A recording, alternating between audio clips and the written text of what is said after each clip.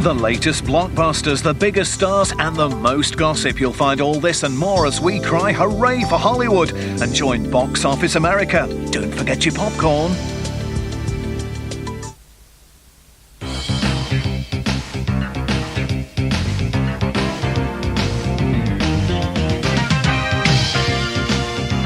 Hello, I'm Robin Sachs.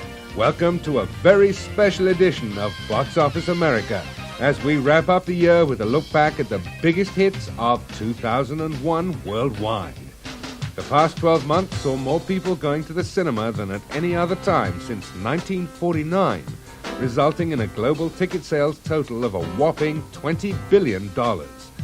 All this despite the fact that several high-profile flicks had their release dates postponed due to America's first bout with terrorism. But the land of Hollywood wasn't solely responsible for the silver screen's record-breaking grosses. From Hong Kong came Crouching Tiger, Hidden Dragon. France released Amélie. Japan was Spirited Away.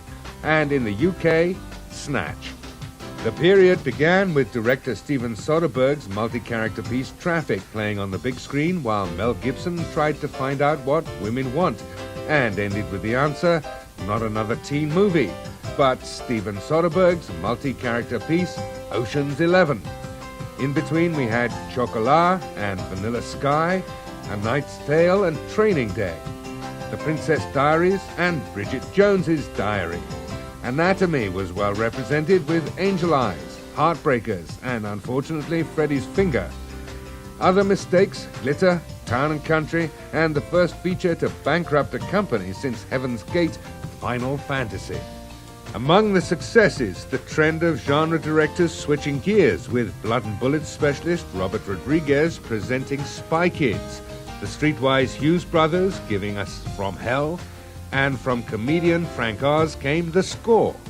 Nicole Kidman, Julia Stiles, and Angelina Jolie were also hot, but David Duchovny, John Carpenter, and Angelina Jolie were not.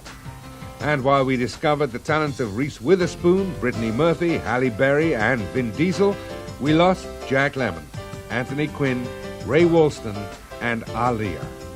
Gladiator was named Best Picture back in March. Along Came a Spider's director, Lee Tamahori, was handed the next 007 adventure in August, and Steven Seagal received yet another chance at an acting career, only in a town that would create American Outlaws, America's Sweethearts, and a second serving of American Pie. In a year that showed us the lost empire of Atlantis, the Mexican, and the Tailor of Panama, not to mention O, AI, and K-Pax, we found out that humans could act like animals, while cats and dogs behaved in a more civilized fashion. But what we learned the most was that none of the films just mentioned had enough pull to be among the most popular.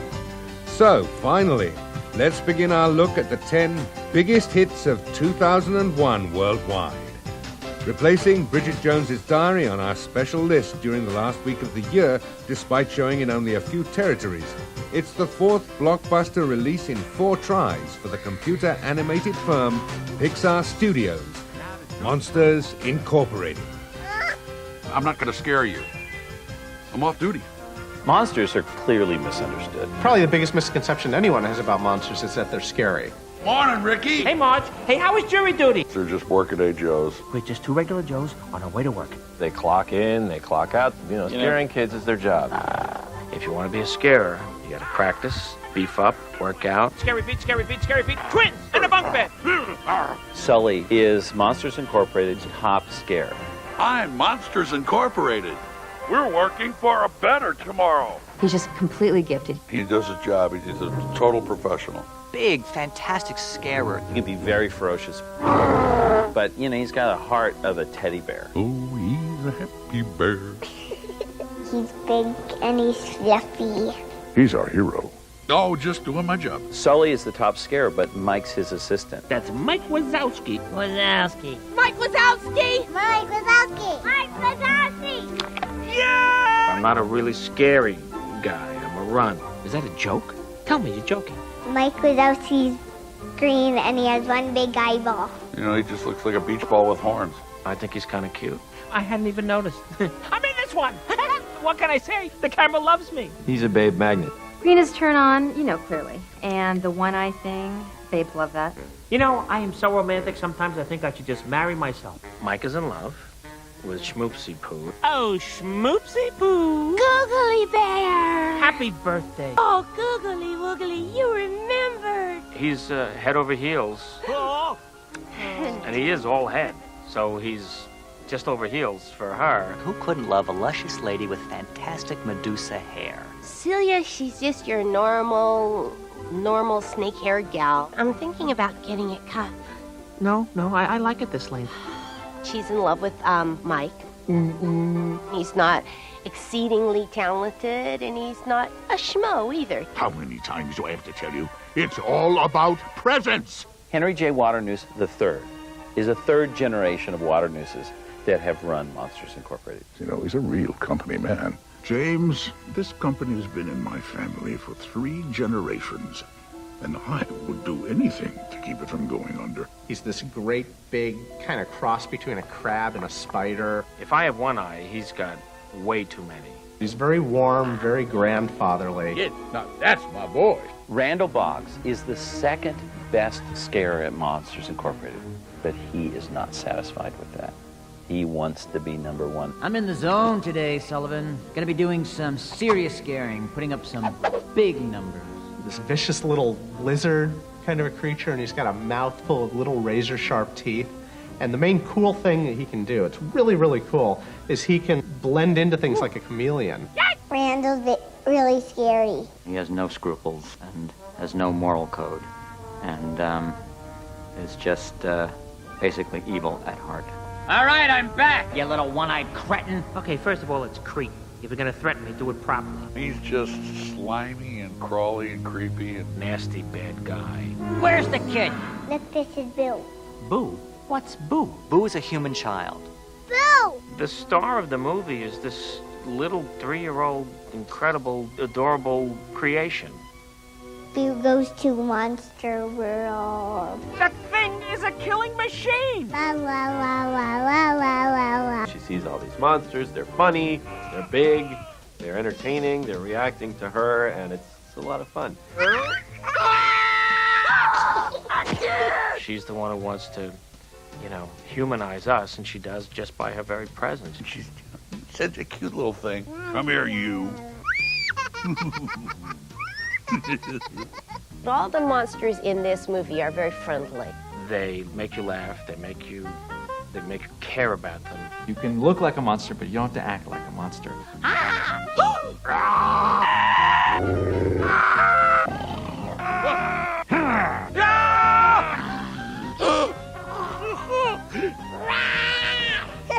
Monsters Incorporated. We scare because we care. Why didn't you tell me this man rolls like this? I told you already. No, you didn't. I did. What you say? I did this. What does this mean, man? Speak English to me. The first of 4 sequels to earn over $300 million worldwide this year places 9th for 2001, Rush Hour 2. Although the comedy was one of the period's many follow-ups to outgross its original, it was a necessity since Jackie Chan's co-star, Chris Tucker, demanded $20 million to reprise his role. Not only did he get the money, but the film's producers actually believe that they'll be able to afford him for Rush Hour 3. California girl. Fall young, die day. What are you doing? I don't like my chickens live, okay? I like them dead, deep fried. You ever heard of Popeyes? I want to show him a good time, Hong Kong style. You get a massage from Chinese girl before? Oh, I got that out. Oh, let me get her in the black, her in the pink. Hey, baby. Hurry up. What's wrong with you? You don't jump in front of a black man in a buffet line. Lee. What? Now I'm on vacation. I don't know him.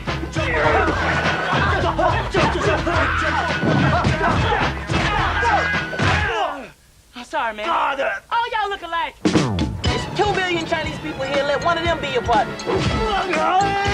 Now. Lee! Tyler! Don't worry. Chinese bamboo is very strong. The vacation may be over, I'm finna give you an LAPD. but the fun I'm an undercover agent. Show us a badge or something. Show it again. is just beginning. What the hell we doing in Vegas? We got to mac out, man. We can't go in there like this. What does it mean, mac out? Nothing touches this body but pure silk. Absolutely. Would your partner like to be wrapped in silk as well? Because personally, I really enjoy it when couples dress alike. I'm gonna go make a big commotion, then you make your move. You got it? This one is for Mandela! Yeah! Have fun. Get ready Want some of this? Egyptian style, girl. Come on! for a second rush It smells good. with the talker of trash I don't even know why the hell I'm even here. I ain't even Chinese. and the master of smash. Uh-oh. Do you understand the words that are coming out of my mouth? Don't nobody understand the words that are coming out of your mouth, man. Woo! Although the Tom Hanks survival drama Castaway was released in 2000, it earned almost 80% of its $425 million total after January the 1st, 2001. So director Robert Zemeckis' globe-spanning production finishes up as the 8th highest-grossing film of the year. I play Chuck Noland, who is a systems operational engineer for Federal Express. Nikolai, tick-tock, tick-tock, tick-tock, tick-tock. 50 seconds! Chuck is just a normal guy. He's a conglomeration of a lot of modern people. Castaway is a character journey of a man who was tied to time in our modern world in a very exaggerated way. I absolutely positively have to get to Memphis tonight. Can't help you, try UPS. I play Tom's girlfriend. They're in love, and it's not perfect, but they're in love. We needed someone who really could hold the screen on her own and with Tom, so we needed a big star like Helen Hunt because her presence in the film sort of bookends the movie. Merry Christmas. Merry Christmas. I love you. I love you too. I'll be right back. Hey, is all this turbulence from Santa and those 8 tiny reindeer? Better buckle up, Chuck. It's gonna get bumpy.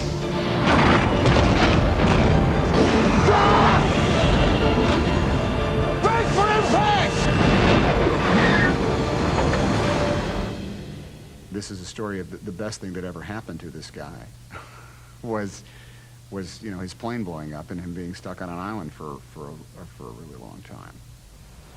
The intricate design of the story required a unique production schedule spanning 2 years of principal photography.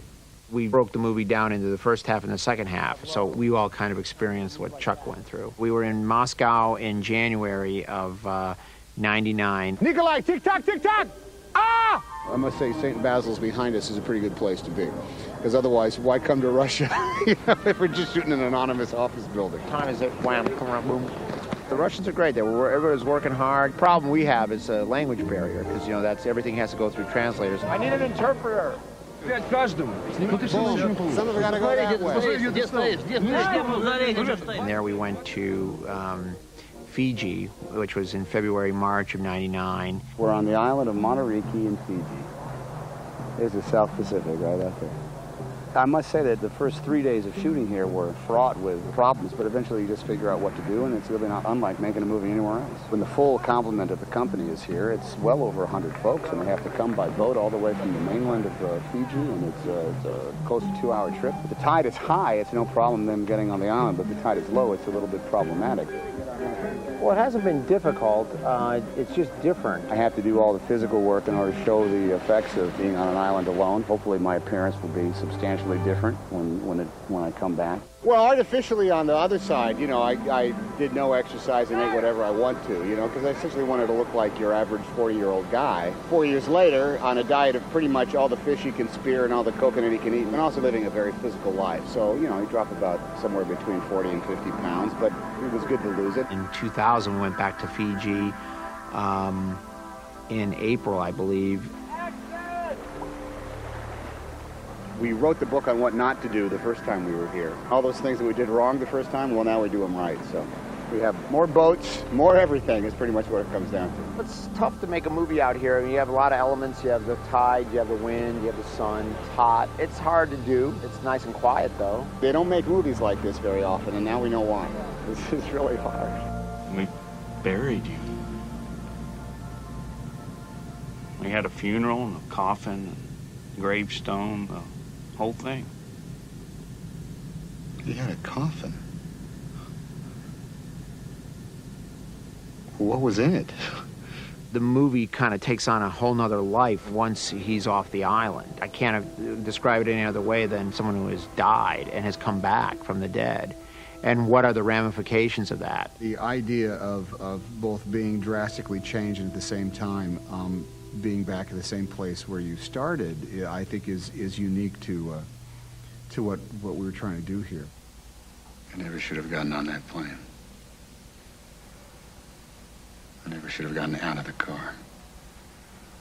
Castaway is about a person going deep down and finding out more and more about themselves and becoming a much better person because of it. By making it such a simple premise, I was just very curious what they would find. The journey becomes a metaphor for, no matter how many obstacles are thrown in our path, there are ways to accept them and live through them and understand life's mysteries as mysteries to be lived. Most movies are about the most important events in its characters' lifetimes. There's high adventure, but at the same time, there's a simple Zen-like understanding of what the things are truly important in this world.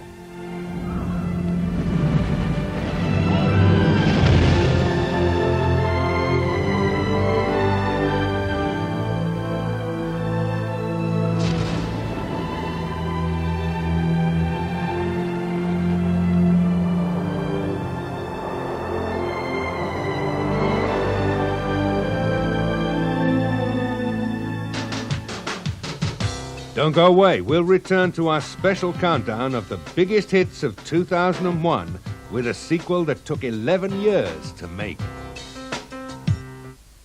In the Homebase sale, there's £40 million worth of price cuts right across the store. Like this pine bedroom set, now only £199. Make sure you don't miss the Homebase sale.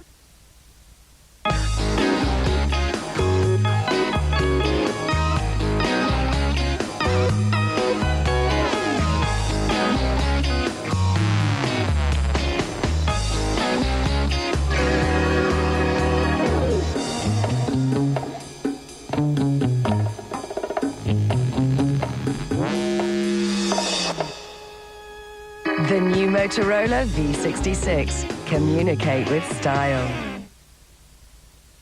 Planning a new kitchen? It's easy at B&Q. Order it now. Pay the deposit and there's nothing to pay for up to 6 months. Simply pick your style from our better built new range and we can do the rest. We measure, we plan, we deliver, we'll even install. So order it now. Pay the deposit and there's nothing to pay for up to 6 months. You can do it when you B&Q it.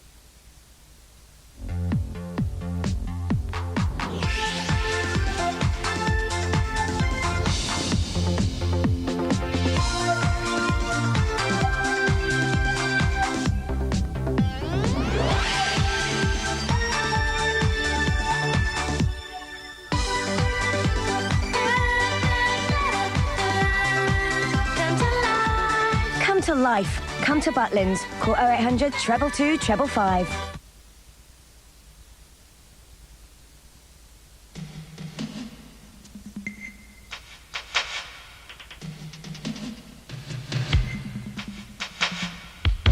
We now return to the biggest hits of 2001 with the year's 7th highest grossing film, Hannibal.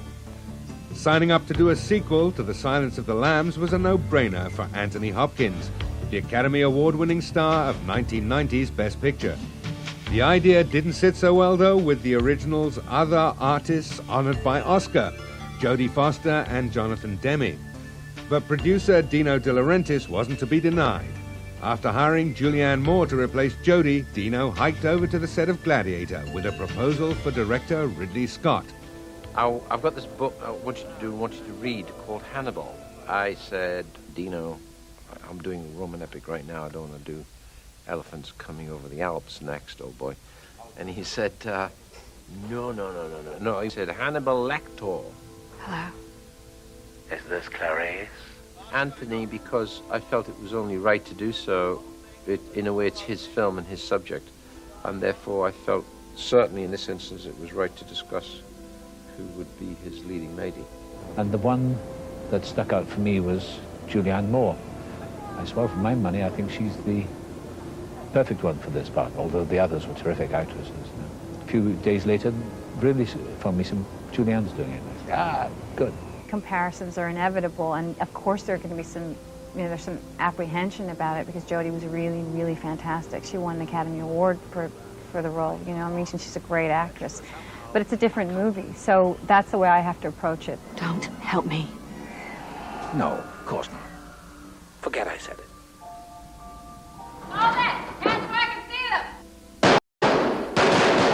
So this is the first time I'd actually had to fire and really look like I knew what I was doing and load the gun. And it's interesting. They have the FBI has an entirely different kind of stance than what I'd imagined. Not that I know that much about guns, but they have a very particular way to train with guns. You always use two hands in the gun. There's a kind of a forward stance. So it was interesting stuff to learn. I need some action, Clarice. I need to come out of retirement and return to public life.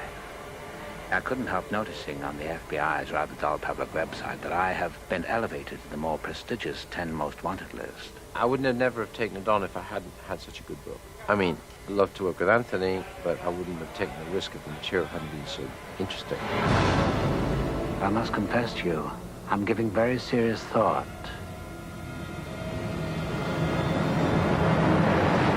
to eating your wife. One day they'll tell a story, and some will say it was just a fairy tale about a human who came from the stars and changed our world. One of the most anticipated and ultimately most puzzling releases of last summer places sixth for 2001, Planet of the Apes. This reinterpretation of the 1968 Charlton Heston classic starred Mark Wahlberg and was directed by innovative filmmaker Tim Burton. It's not a remake. It's not a sequel. This is Tim's take on Planet of the Apes. There's something about the material of Planet of the Apes which is very strong, and the idea of sort of reimagining this mythology and just coming at it from a different way and looking at it in a different way was very exciting to me. Mark Wahlberg is our pilot, basically sent up on a space station, and there's a disturbance going on out there. Oh, Ron, I got a visual. Delta Pod 4.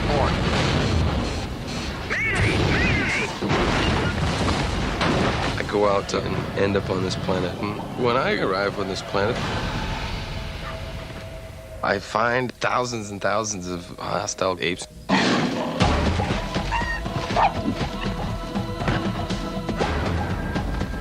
Thade is the general of the army. He's the head of the military, and he finds the humans disgusting. They're to him monsters. This one looked at me. You dirty human! Attar is second in command, and my job is to make sure that the ape army is run correctly. Under the rule of Thade, who's very crazy and wicked. He doesn't like the human traits, the invading apedom. He is for wiping them out. Kill them all. It's disgusting the way we treat humans. Ari, who is a human rights activist, and I meet Leo, and in fact save his life, and recognize in him, I think, a similarly sort of rebellious spirit to my own. When I see these apes and these gorillas that are talking, it just doesn't seem real to me. How the hell did these monkeys get like this? What other way would they be? They'd be begging me for a treat right now. Leo is just such an anomaly to us. He looked the apes in the eye right away, and he is determined and proud and aggressive and strong, and we're in awe of him. Who the hell are they? They all want to see this human who defies the apes. There begins our sort of journey, which basically involves trying to get Leo back onto his way home. But along the way, it involves, a bit of civil war and a lot of changes to our planet. Some humans have escaped. Declare martial law. Form the divisions. Sound the call to war! It's over. There's no help coming. You came. I couldn't think of a more perfect pairing than Planet of the Apes and Tim Burton. It just spells magic. Obviously, it is this Planet of the Apes, and that has a whole place in history. But most people are here because of Tim. Actors will do anything to work with Tim Burton. You see him work on set, and you realize why he's such a genius. It's like a good myth or fairy tale. We're trying to be respectful to the material and get the best out of it and just present it in another way. We really want to create kind of a new character to where it's incorporating primate and ape traits with human traits. We put together Ape School. The purpose of it was to teach movement. I was sent off to ape school for about 4 weeks, and we were taken through how to stand and walk. And the image that sort of really worked for me was to imagine as you walk a diaper full of stuff that you didn't want to spill, and it was that gingerness. And it was that definitely worked for me. We worked with stuntmen, who are guys who kind of specialize in ape movement. We had to do a lot of stuff of learning a kind of basic walk and learning how to use your hands like an ape and ape behavior, sort of grooming yourself. We wanted to keep it actor-driven, performance-based. So Rick Baker has devised these makeups which we feel give the actor a lot more movement. As great as the first film was, I thought we could do better and not just have 300 apes that have exactly the same face, but have 300 apes that are all completely different.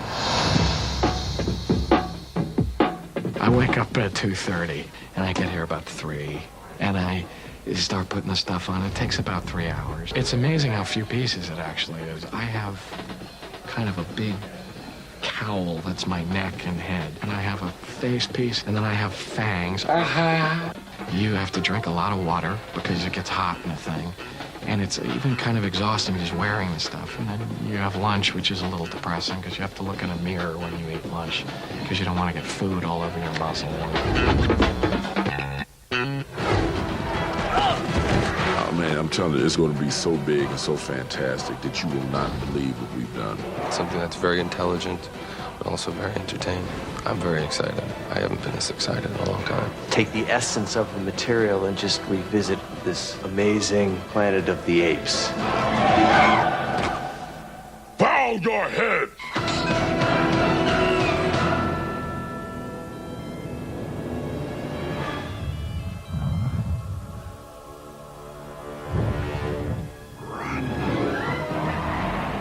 The year's fifth biggest hit proved that moviegoers just can't get enough dinosaurs, as Jurassic Park 3 joined its predecessors on the list of the 50 highest-grossing pictures of all time. While the latest adventure was the least successful in the trilogy and lacked the visual flair of Mr. Spielberg, it boasts twice as many special effects as the first two combined. What surprised me, and probably pretty much everyone who worked on the film, was just how swept away one would be by the experience of watching it.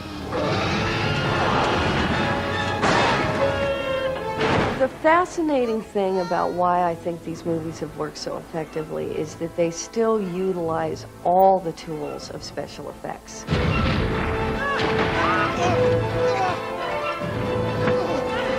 It's not as though the movies now are only made with computer effects. Stan Winston Studios, the people who work there on behalf of Jurassic Park, have brought a tremendous amount to the believability of these characters. It starts on the drawing, it starts in sketches, color renderings, maquette, sculpture, new ideas are birthed as we develop. You start thinking of them as being other personalities on the set. I worked with the T-Rex before, of course, so we know each other very well. I know some of these raptors too, although they've had a bit of a facelift. I don't really think of them as puppets at all. I think of them as being sentient beings somehow. And I guess they are. They take at least 12 people to work each of these creatures, and so they are a combination of the intelligence of those people that are working them. When you're figuring out how it's going to be done, these different methods come about. For example, walking legs with the raptor, which I actually wear and fit inside. Or this should be a total hydraulic puppet. As with any character that we do, their performance is based on the puppeteers. The performance is the guys who are the puppeteers who are doing it. The way the Spinosaurus and the Raptor were controlled were telemetry devices, which is a machine that you can twist and turn it and makes the head twist and turn or move the body around. Try not to let it become mechanical. It should be, you know. And you have separate people on arm telemetry devices. On the Spinosaur, they're actually strapped into it so that they move it around, and what they do is translated to the dinosaur.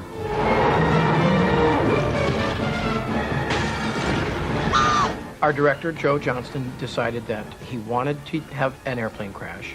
And one of the interesting things that you'll see is you will see the principal actors in the airplane. Rather than stay very wide and do something CG or try to do something with doubles, we had to design a tree that really was a gimbal that we could put the airplane into and be able to move it around, tilt it, shake it. The plane crash and the aftermath of the crash, the destruction of the airplane, was probably the longest sequence to shoot.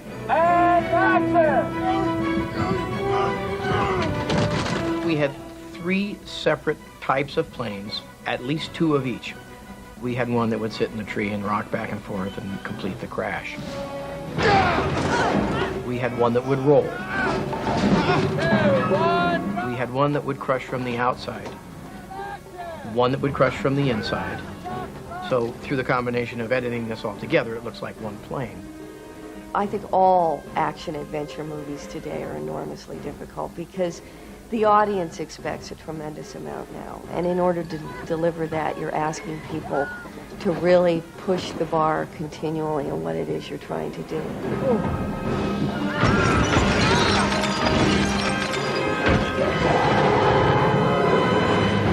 you taking the photo, Mom? Charlie! Charlie!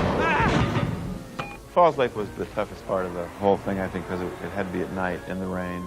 And it involved not only the dinosaur, but fire and smoke and all that stuff.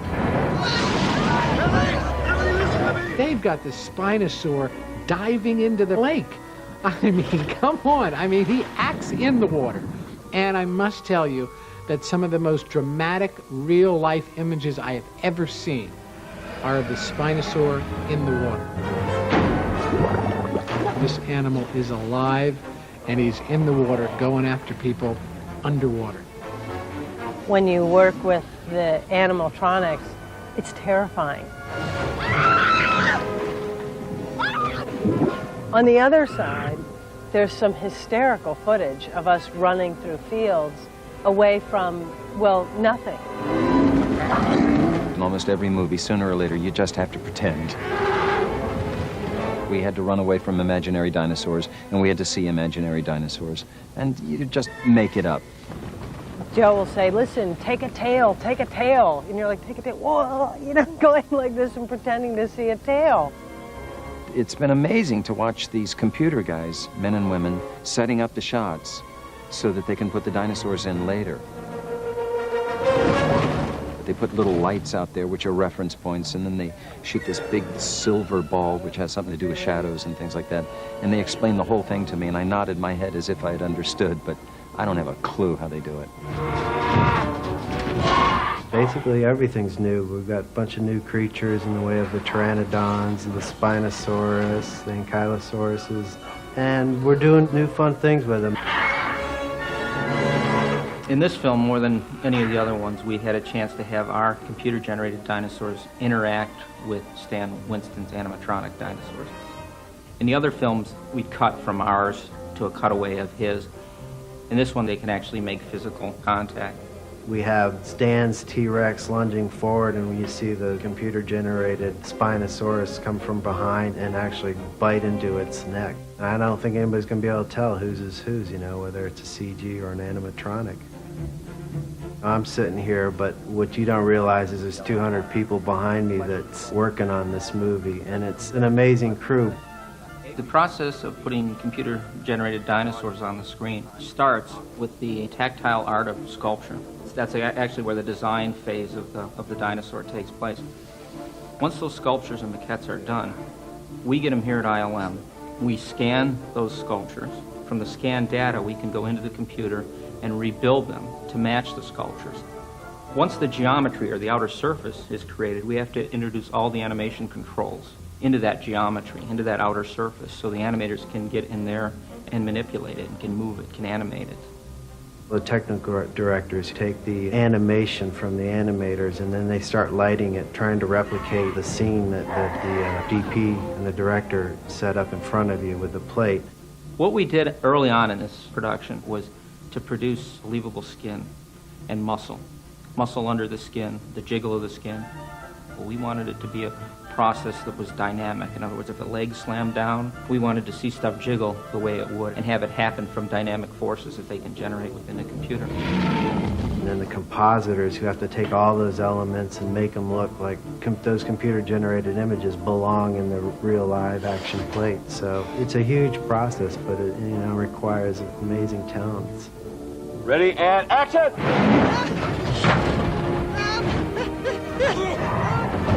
We entered a new era with Jurassic Park 3 in that we can focus more on the artistry of effects and animation. The tools are known now. Now all the focus and energy goes more into the craft of making these images. And I believe with Jurassic Park 3, you're going to see performance beyond what you've seen in the other movies. You put this kind of effects team together, the team from ILM and the team from Stan Winston Studio, and you have sort of an unbeatable mix that there's no reason why this shouldn't look and feel beyond anything we've seen in the previous movies. This is definitely a step beyond what they did in Lost World. And Lost World was a big step from Jurassic Park. It seems like there's nothing now that you can't create on screen.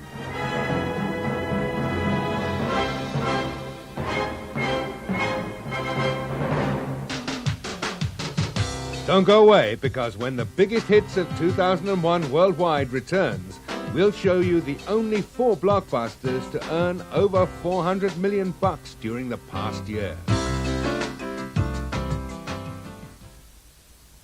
In the home base sale, there's £40 million worth of price cuts right across the store. Save over a third on this 10.5 kilowatt electric shower. Make sure you don't miss the home base sale. You've got a stuffy nose. Your sinuses are all blocked up.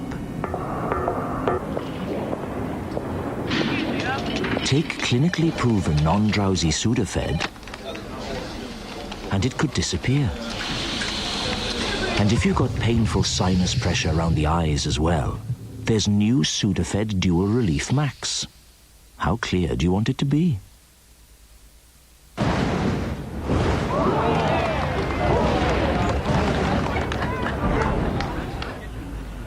Heartburn, love. Try these. A Gaviscon tablet turns into liquid as soon as you chew. It soothes and cools to put out the fire of heartburn and indigestion. It may surprise you. Gaviscon tablets. See what they'll do for you. The official Star Wars fact files. The heroes, the weapons, and the technology. Issue 1, only 50 pence at newsagents now. Smoked salmon scramble. Selected smoked salmon. Save £3. Yeah, you're worth every penny, babe. At Sainsbury's. Yeah.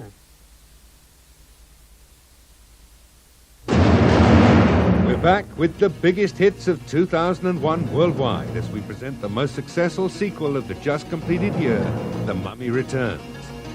Armed with state-of-the-art technology, Industrial Light and Magic was responsible for bringing their magic to the